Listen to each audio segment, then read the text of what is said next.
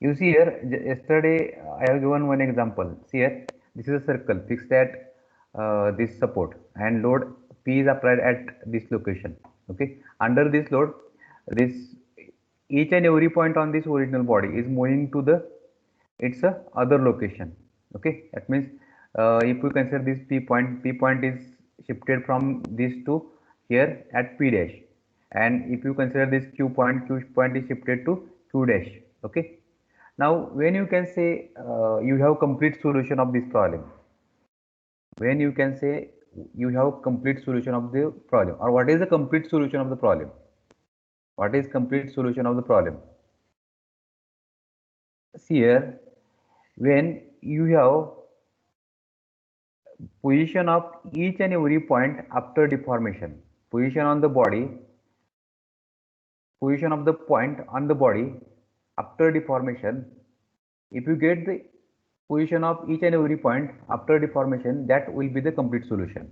Okay, you see here there are infinite number of points, and if you have position of each and every point after the deformation, that is known as a complete solution of the problem.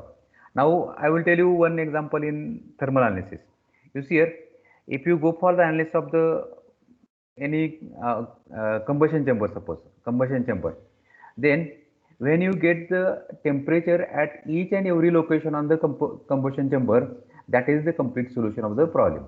That is the complete solution of the problem. Okay, now see here, here for defining the complete solution of this problem, you should know the how these points are moving from its original position. That means how these points are moved under the load, or deformed under the load, or displaced under the load after application of the load. Okay, now that means here displacements are required to describe the behavior of the point.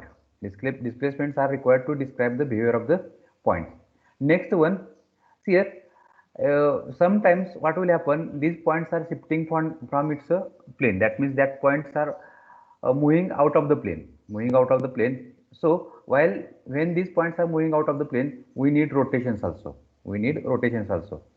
next one, if we go for time dependent problem, then here uh, we need time, or at what time we have got the solution, that is also required for analyzing the problem. Next one, here this, if we draw, or if we put this in the coordinate system, we can describe the position of the points with the help of the coordinates. Okay, with the help of coordinates. Now see here, here if we consider the point p, and if we put in the coordinate system, then new position of the point p, that is a p dash, will be described by the coordinates of this point p dash. Okay, therefore degrees of freedom is minimum number of parameters. It may be motion, it may be coordinates, it may be temperature in some terms of thermal problems, required to define the position of any entity completely in the space. It is known as the degree of freedom. So here in kinematics of machine, you have studied different definition of the degree of freedom. Okay, you have written that degree of freedom as a translation in x, y, z. Okay, and rotations about x, y, y, z, and z explained. But if we apply that definition for thermal problems, that will not be acceptable. Okay, in thermal problems, temperature is a degree of freedom. Okay, so here I have used the general term, that is the parameters. That parameters may be motion, may be displacement. Okay, displacement. That parameters in terms of the coordinates. Okay, that parameters in terms of the coordinates, or that parameters in terms of the temperature. Okay, and that required to define the position of entity. Position, it may be position for structural problem, it may be it's an other property, that is a temperature in case of thermal problems of any entity completely in the space, is known as a degree of freedom. Okay, with this degree of freedom, again I will elaborate this degree of freedom for structural problems. You see here, if we consider this point A, point A. Now point A, position of point A in a space is defined by x coordinate and y coordinate. Okay, x coordinate and y coordinate. That is, x1 is a x coordinate of A, y1 is a y coordinate of the A. That means for defining the position of the point A or defining complete position of the point A, we need two coordinates. We need two coordinates means it has 2 degrees of freedom. Okay, it has 2 degrees of freedom. It is x and y degree of freedom. Okay. Now, if this point is attached to the line, this point is attached to the line, that means A, and if I rotate this line about both axes or about any axis, that means we need again two rotations. That means here you have two more degrees of freedom required for defining the position of point A. Okay. Next one, if I shift this line out of plane means it is in z direction. It is in z direction. Means again we need the z coordinate as well as rotations about z axis. Okay, means here we have 6 degrees of freedom. 6 degrees of freedom for point A. Okay, have you got this concept? Have you got this concept? Yes.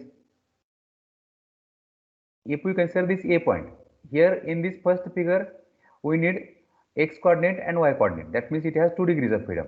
Here I have attached that point to the line and I am going to rotate this line about, suppose x axis or y axis or about both axes. That means we need the rotations also as a degree of freedom. Now this line is moved from xy plane to the other plane, that means in z direction. That means we need the translation in z direction. At the same time I am going to rotate about any of the axis. Okay, then I need rotations also. It is a concept of what we can say degree of freedom in structural problem. Now when we go for the thermal problem, only temperature is required as a degree of freedom. Means if we consider the A point, now behavior of the A point is described by it's a temperature, and temperature is a scalar quantity. It is not direction dependent. Therefore, for thermal problems, for all points, temperature is a degree of freedom and it is only 1 degree of freedom. It may be one dimensional, it may be two dimensional, or it may be three dimensional. It has only 1 degree of freedom. Okay. Now this is this concept of what we can say degrees of freedom we are using for analysis of problems in finite element method. Okay. Now with this degrees of freedom, I will explain why meshing is required. Now here, if we go back to this problem, if I want to analyze this problem, now complete solution is the position of each and every point after deformation. Now position of each and every point, if it is a three-dimensional or if each point has 3 degrees of freedom, position of each point is described by 6 degrees of freedom. 6 degrees of freedom, that is maximum degrees of freedom are 6. Okay. Now when you want to find the 6 degrees of freedom for each point, what we need, we have to solve the 6 into number of points equation. Okay, number of points into 6, that much number of equations we have to solve. Okay, and number of points are infinite, so we have to solve infinite equations. Okay, for getting the complete solution of the problem. Okay, and this is not feasible by any means. Now I will show you. You see here, you see this one. Why do we carry out the meshing or discretization? If you observe this figure, it is a same part of that. Here I have taken this portion. Here there are infinite number of points. You can see here, infinite number of points. Okay. Now each point has 6 degrees of freedom. 6 degrees of freedom. Now when we want to find the position of each point after deformation, for each point we have to solve 6 equations, and there are infinite points. I have to solve 6 into infinity equations. Okay, therefore total number of equations are infinite. Okay, and this one is not possible by any means. Okay, Means here you see here, for this we have to solve the infinite number of equations, for finding the infinite degrees of freedom. Infinite degrees of freedom means what? Degrees of freedom per point is 6 and number of points are infinity. See here, everybody is having infinite points. Am I right?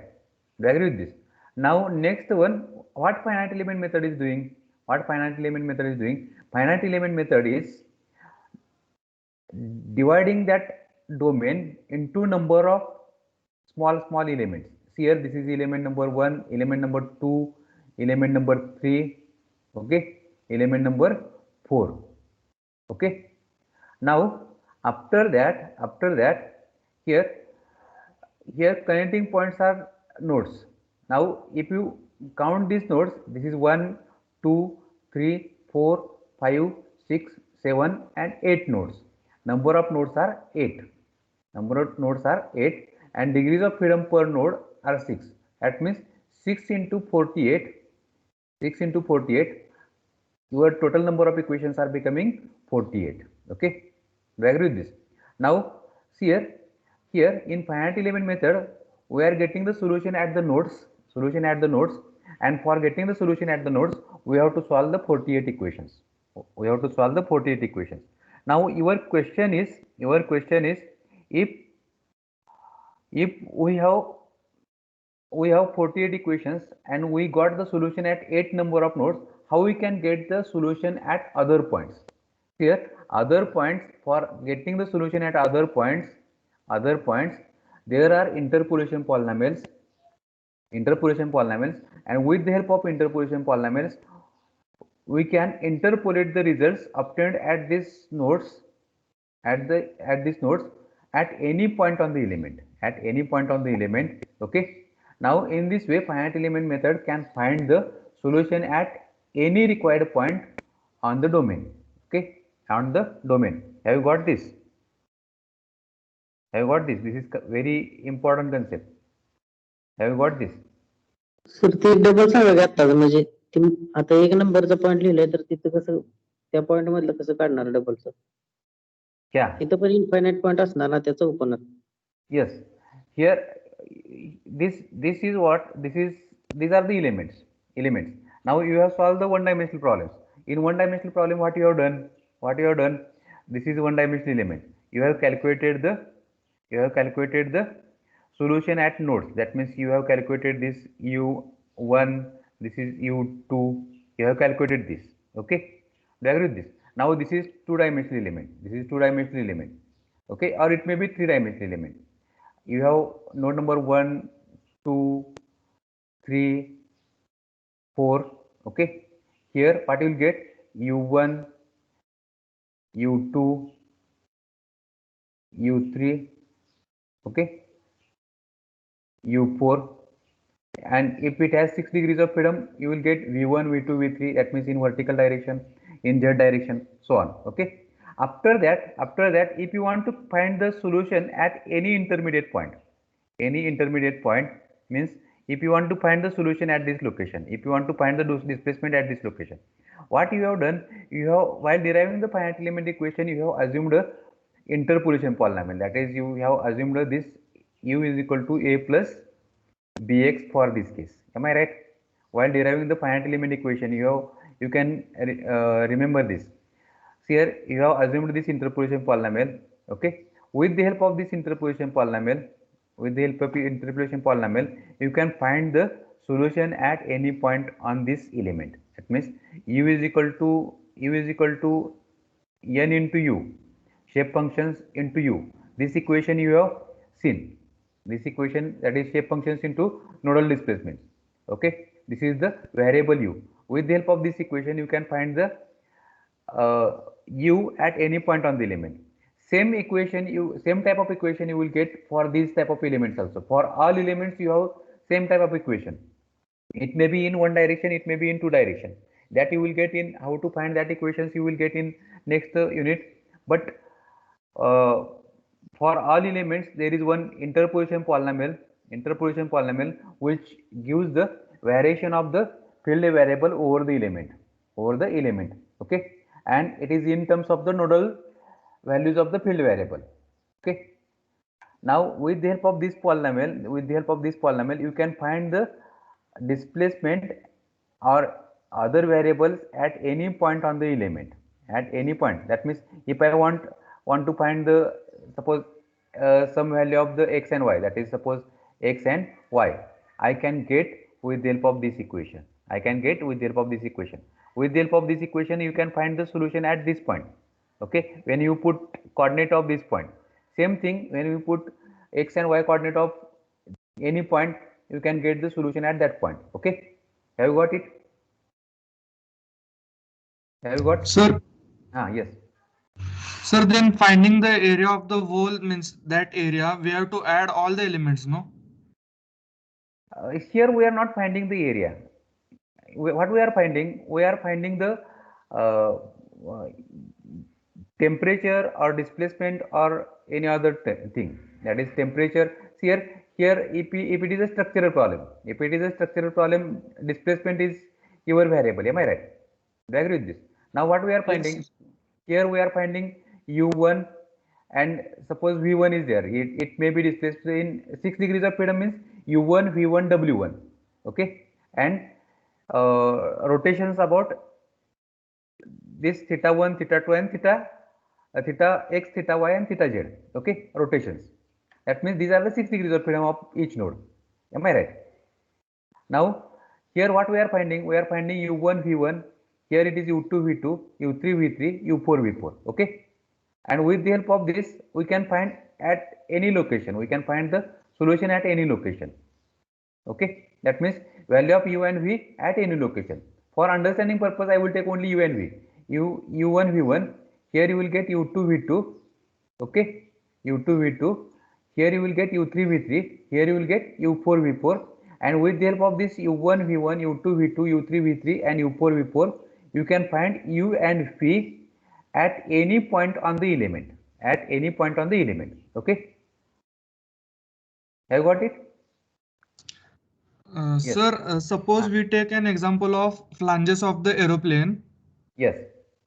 So then we have to calculate the temperature of the flanges of the element. Then we have Yes. to calculate the temperature of the whole surface, no? No, I will tell you here. Yes, I will draw here. Here, if you have this type of shape of flange, or it may be any geometry. Okay. Over. Now what we are doing?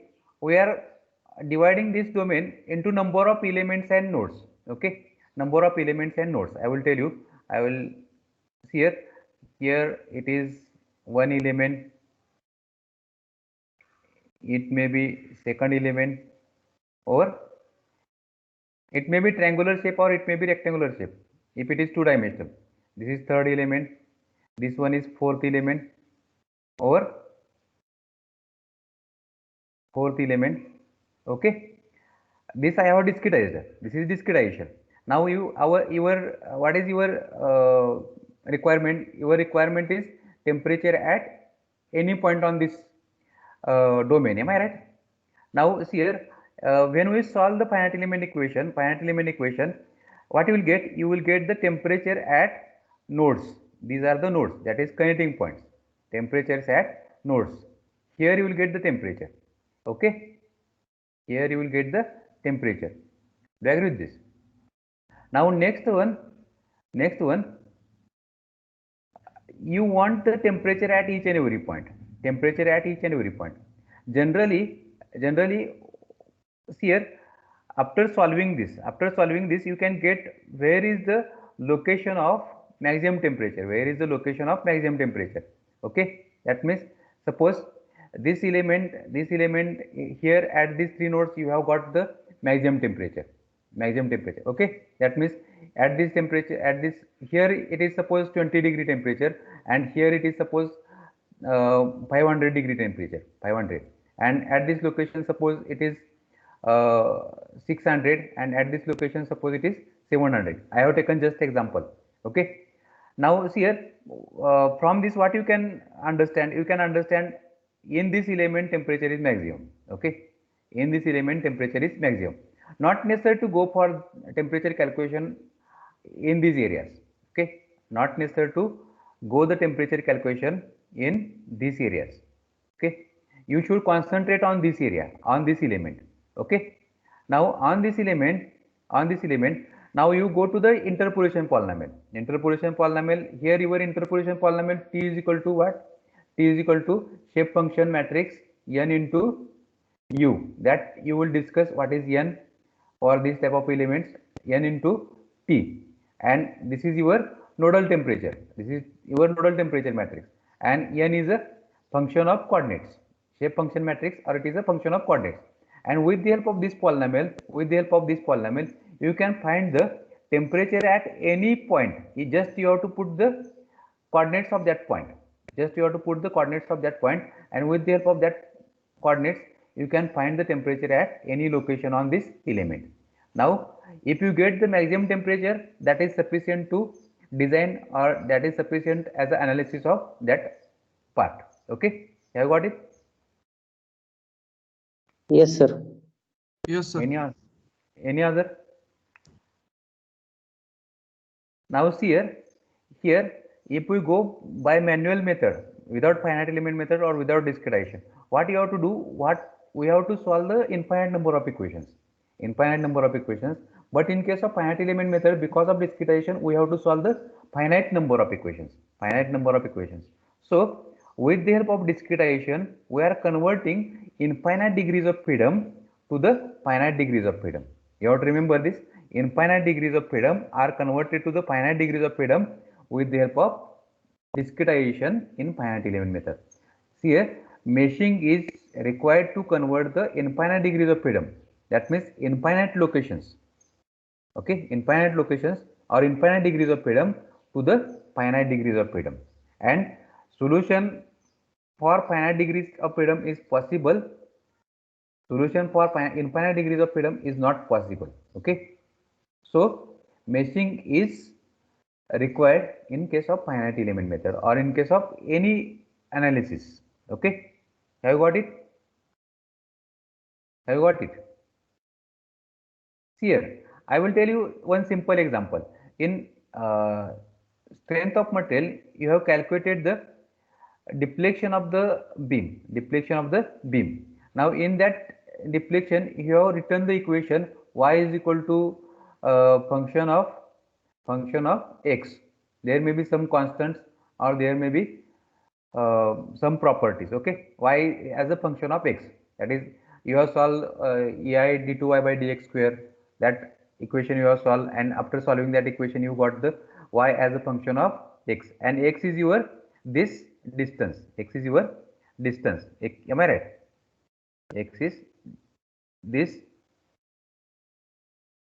distance. Okay, and after that, what you have done?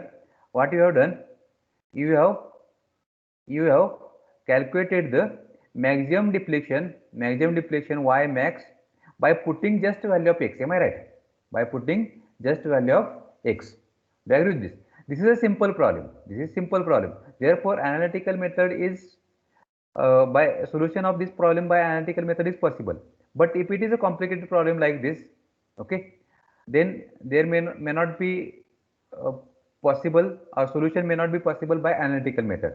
Okay, so what you have to do, you have to divide this into number of parts. You find the solution at some finite number of points, and then you have to find or interpolate the results at any point. Okay, see here, with the help of this equation, you can find the deflection at any location. Here. Same thing we are doing here. Here we are finding the solution at these locations first, and with the help of these solutions, we have same type of equation, and this type of equation we are using for finding the solution at any point on the element. Okay, that is the basic theme of finite element method. Basic, what we can say, a base for the finite element method. In finite element method, we are finding the solution at nodes. Nodes means at some important points, and that solution is interpolated over the domain of the problem, and that will give the complete solution to the problem. Okay, have you got this?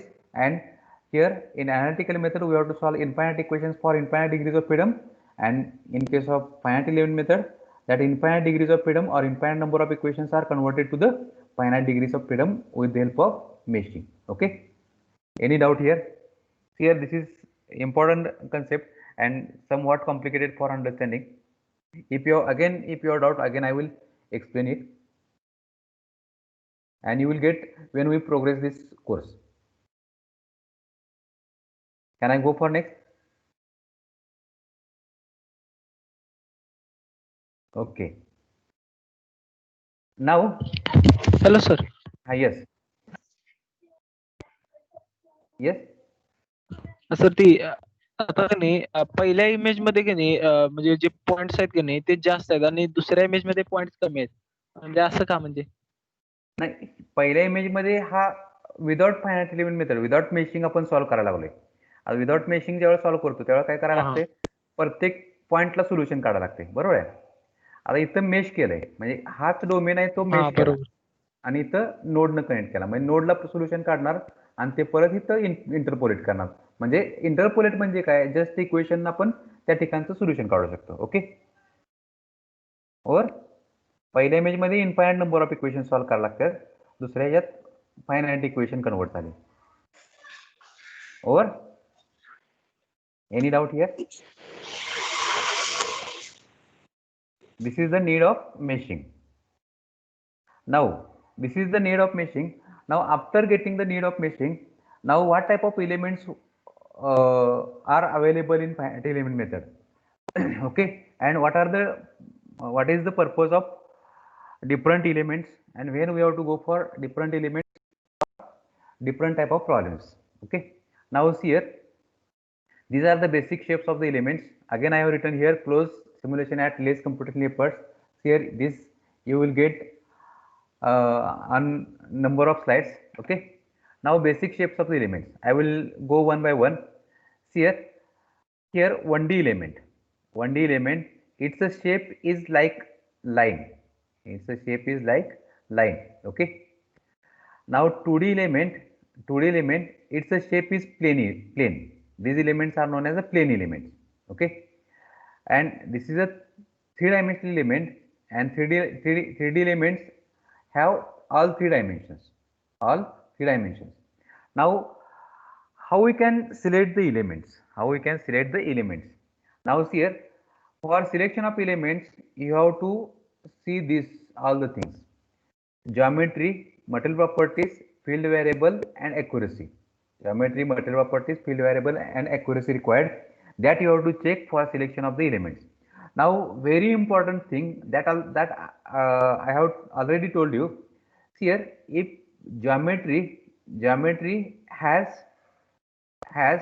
one dimension bigger as compared to other 2 dimensions, means if I consider this geometry, if it has big length means x dimension is very big as compared to y and z dimension, then you have to go for 1-dimensional element. Okay, now this is the first criteria. Now what is the second criteria? Second criteria is material property. See here, if we consider the isotropic materials, the properties are independent of the directions. That means properties in all directions are same. Do you agree with this? Properties in all directions are same. If material is isotropic, that means properties are same in all directions, and if that domain has satisfied first criteria, that is the criteria of the geometry, means its dimension is big in x direction as compared to y and z direction, and material properties are constant, then you have to go for 1-dimensional element. Okay, do you agree with this? Now third criteria is field variable. Field variable means your displacement, temperature, so on. Okay, now your field variable variation is minor when these 2 criteria are satisfied. See here, if we go for the displacement, if I apply the load like this,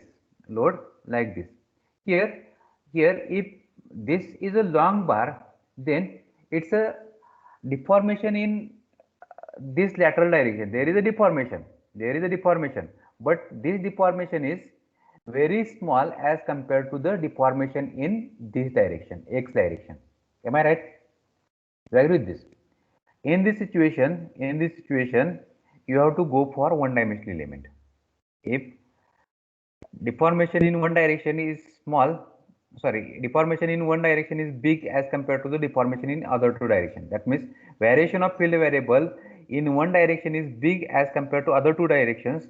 Then you have to go for one-dimensional element, provided that all these two criteria should be satisfied. Again, one more thing, accuracy required. Here, if we consider the problem, if we take this problem, here it has also three dimensions.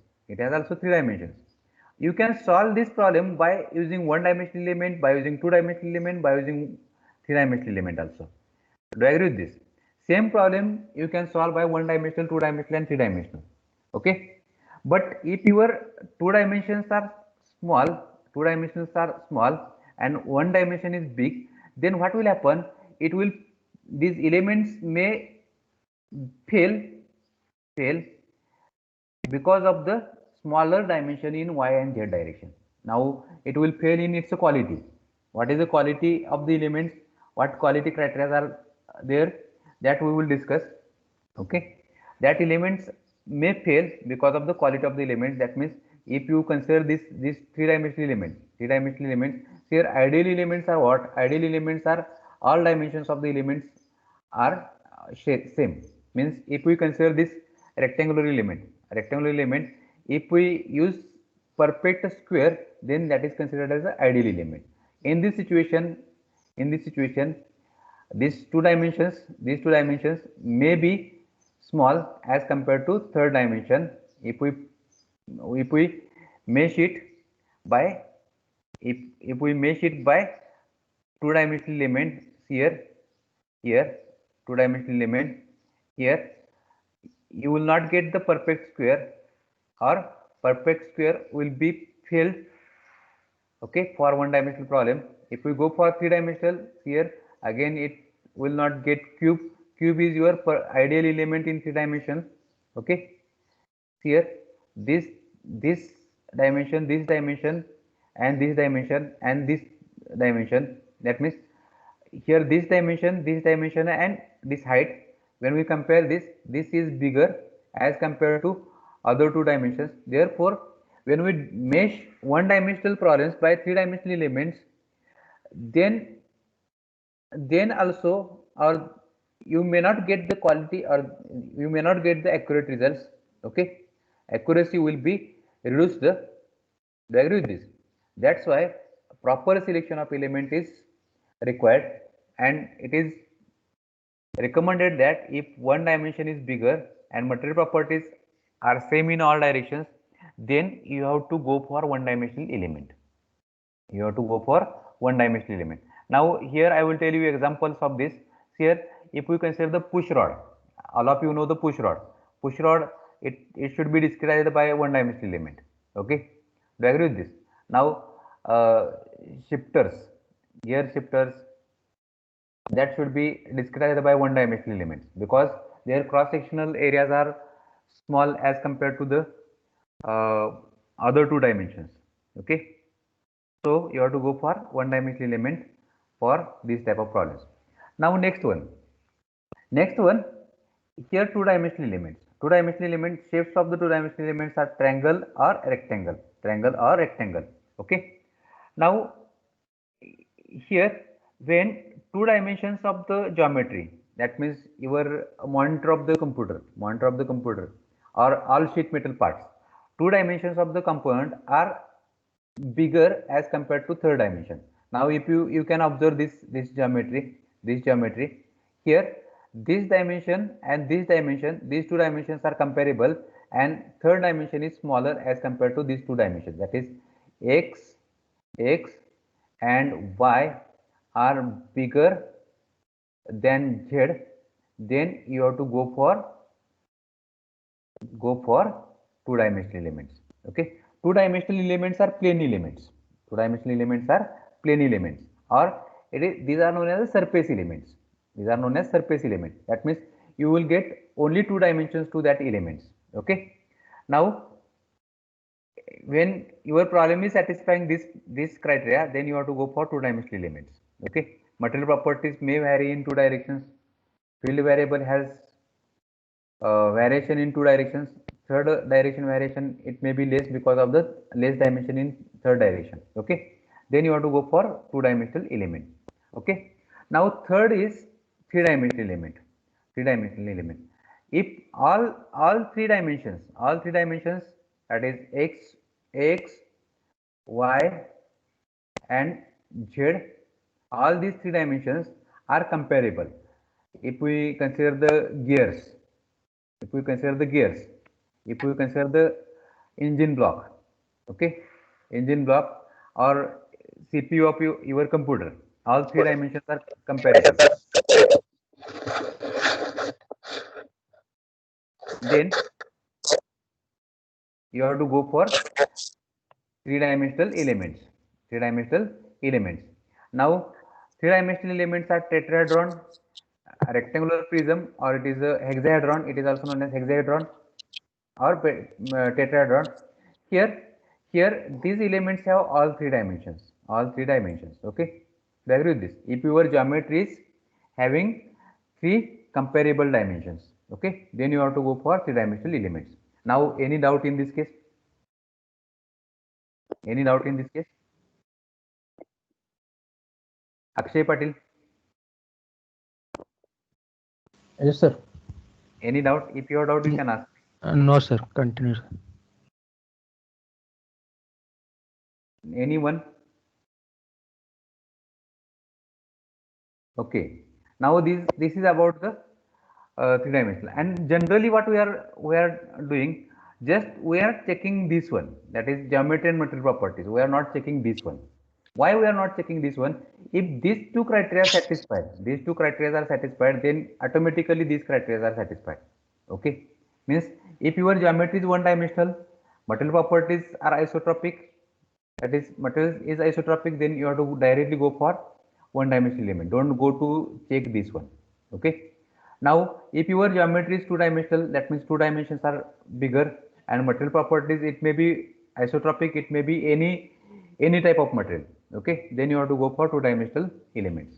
Okay, and one more thing I want to tell you here: if your geometry is three-dimensional, that means three dimensions are comparable, then directly you go to the three-dimensional element. Okay, do you agree with this? Now this is about the initial element or your base elements. Okay. Now after that there are certain specialized elements. What are that specialized elements? This element is known as damper element. This is a shape of damper element. Now damper element, it is, if you want to show the shock absorber in vehicle, if you want to model the complete vehicle and in that you want to show the shock absorber, okay, then you have to go for damper element. Okay. Now spring element. Here spring connection between two points is modeled by using spring element. Okay, spring element. This is the gap element, or it is also known as a contact element. Now when it is used, you see here, if there are two plates, suppose this is one plate. Okay, this is one plate and this one is other plate, or this is other plate, and if these two plates are, see here, this plate is below this plate, and if I apply the load on this plate, okay, now its a deformation is like this. Okay, now see here, software will not understand the gap between these two plates. Okay, software will not give the support of this plate to this plate. Do you agree with this? Support of this plate too. That means software will not restrict the deformation of this top plate, okay, because of this plate. In this situation, to get the restriction, you have to add the gap elements in between these two. Now I will tell you one example. If we consider the bearing, it may be main journal bearing or it may be ball bearing also. Here there are outer race and inner race. When we apply the load on outer race, okay, you will get the deformation of outer race. Okay. Now actually that load, because of that load or that deformation of outer race is restricted by the balls and inner race. Okay. Here these three are the three different parts. If you are not use the gap elements between that outer race balls and inner race, then you will not get restriction of the deformation of the outer race by balls and inner race. Okay. So in this situation, you have to use the gap elements between this outer race and inner race. Have you got this? Have you got this? This element? Okay. So yes. Akshay Shinde. Akshay Shinde. Yes, sir. Okay. Have you got this? Yes, sir. Next is rigid element. Now rigid elements are considered as elements having infinite stiffness. Infinite stiffness means at any load they are not going to deform. Now, now what is purpose of these elements? Now these elements are used as a supports. Suppose suppose you want to do the analysis of what we can say any bracket. Bracket is like this one. Okay, bracket is like this one, and here there is a support. There is support at this location. Do you agree with this? Now, when we apply the load on this, our aim is to find the deformation of this plate or this bracket. Now, this part, it our analysis is not related to this part. Okay, we are not finding the deformation of this part. Okay, in this situation, you have to model this part by using rigid elements.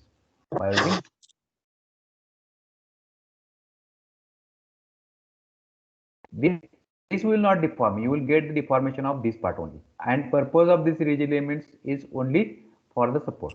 Okay, have you got it? Now, see here in our home there is a fan. We are hanging to the hanger. Now, if you want to find the deformation in the fan rod, that is vertical rod, and it is hanged to the hanger, we can say, or one clip. Okay, then our aim is to find the deformation in the fan rod, not in the hanger. Okay, now that hanger or that support we are going to model by using rigid elements. Okay, do you agree with this? Now these are the different elements, and I have written these applications of these different. I have explained applications of different elements. Again, I will show you. See here again some properties of the elements that I will discuss here. Now you see here. Here already I have told you one of the dimension is very large in comparison to the rest of two dimensions. Then you have to go for one dimensional element. Okay, and shape of the element is line.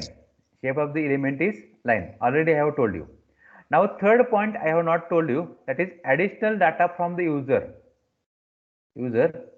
is remaining two dimensions, that is a cross sectional area. Now what is purpose of this I will tell you. Here what is actual domain? Actual domain is three-dimensional domain.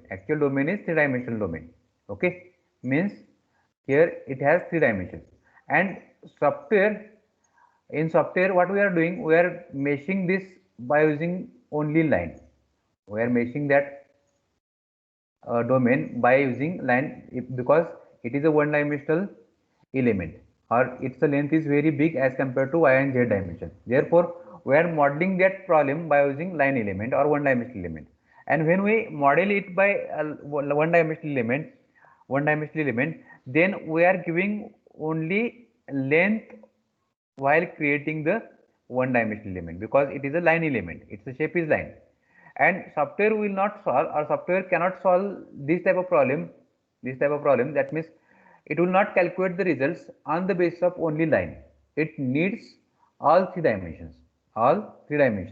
Okay, for getting the solution from the software, we need area, and that area should be entered as a user input.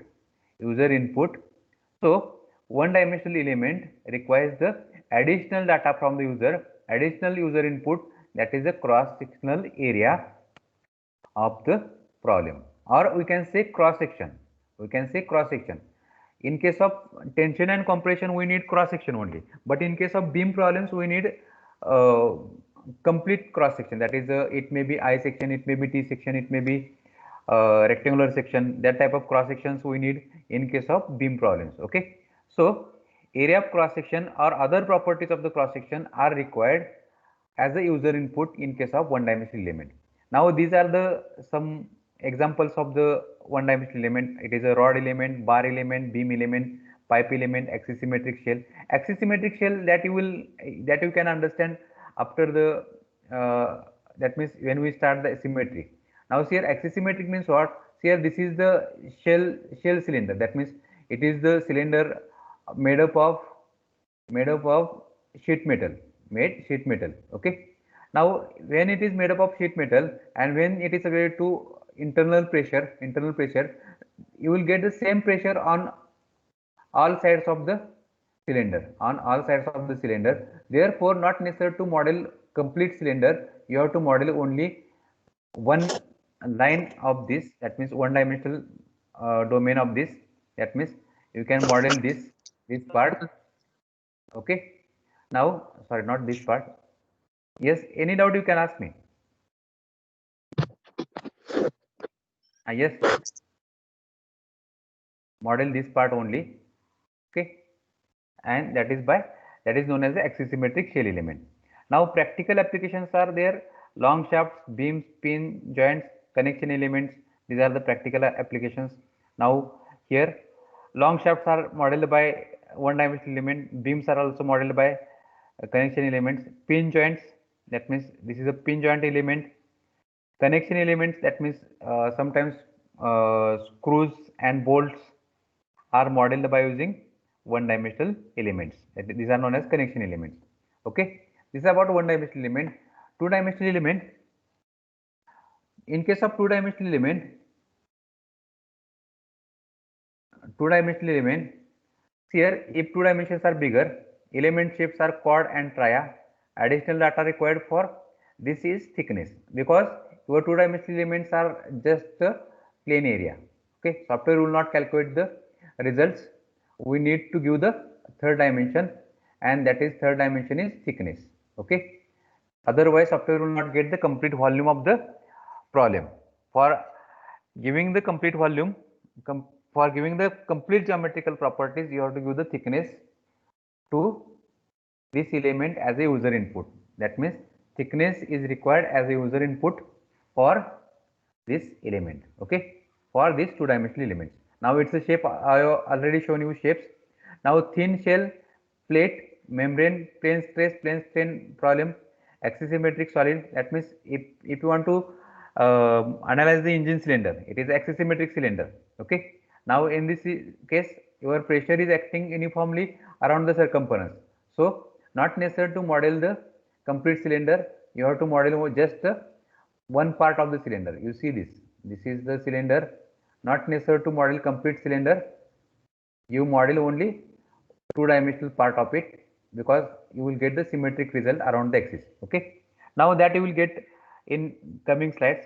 Now practical applications are sheet metal, plastic parts. Next, instrument panels, that is dashboard panels, are modeled by using two-dimensional elements. Now this is about three-dimensional element. All three dimensions are comparable. Here element shapes are tetrahedron, pentahedron, hexahedron, pyramid. Okay, these are the element shapes. Here chord and square, these are the chord and tria are element shapes. Additional data, here we are giving complete all three dimensions to the elements. So when we give the all three dimensions, then not necessary to give the any user data as an input for three-dimensional elements, because we are generating three dimensions. Okay. Here practical applications are transmission, casing, engine block, crankshafts, and these are the other elements. Already I have told you, it is mass element. It is a point element. One more element is there, point element. Say if you want to do the complete analysis of the vehicle, and if you want to show the transmission system, our aim is not to analyze the transmission system or gearbox, we can say. Not our aim is not to analyze the gearbox. Our aim is analyze the vehicle. Okay. So that gearbox is considered as a one mass element. Do you agree with this? Mass element. Again, if there is a one what we can say pulley on the shaft, when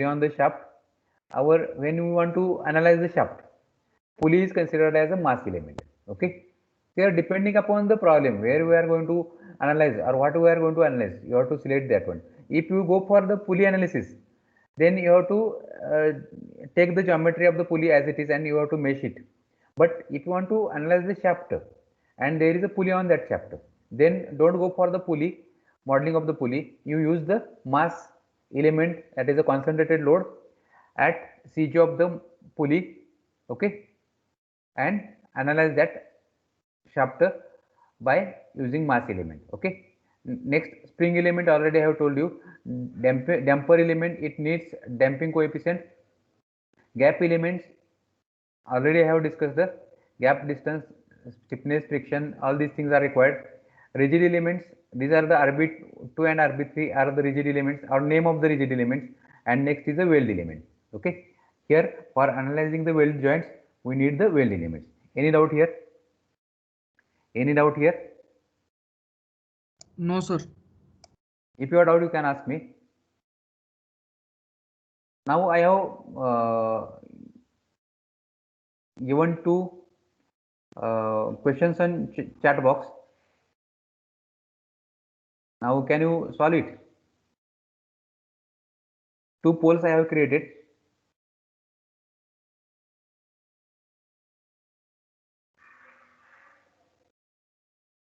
Can you give the answers to this one?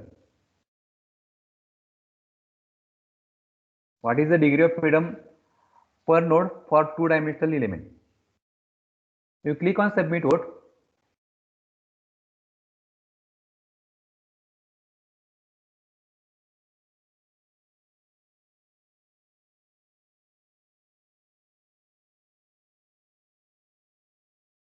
I have got 15 responses. You increase the responses. And one more thing I want to tell you. Tomorrow I am going to take lecture of Jugulkar sir. Okay. Here you, if you have,